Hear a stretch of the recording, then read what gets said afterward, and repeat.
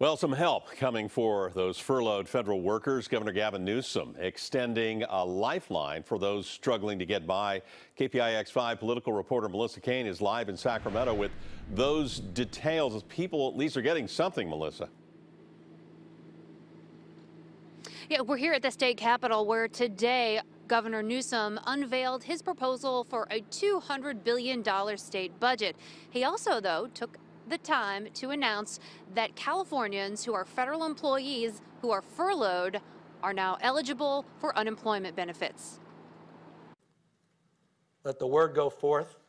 We'll cover you. We'll have your back. It wasn't part of the budget presentation, but Governor Newsom took the opportunity to tell a room full of journalists furloughed federal workers should call the state economic development department. Well, I also wanted to make a separate announcement, but I just realized it probably deserves to today. Any of those federal workers that are furloughed, come in to EDD.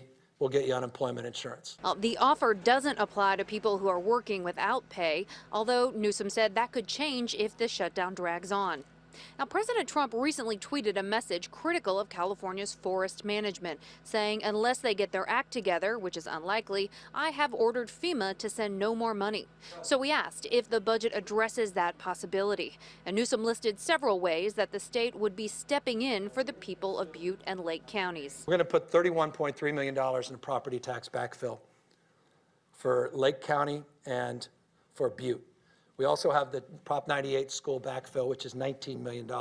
We also are going to address our local and state share on our disaster response, which is $923.1 million. Just put the magnitude of what occurred in perspective. He also said under his budget proposal, the state would pick up the tab for debris removal in burned areas at a cost of about $155 million.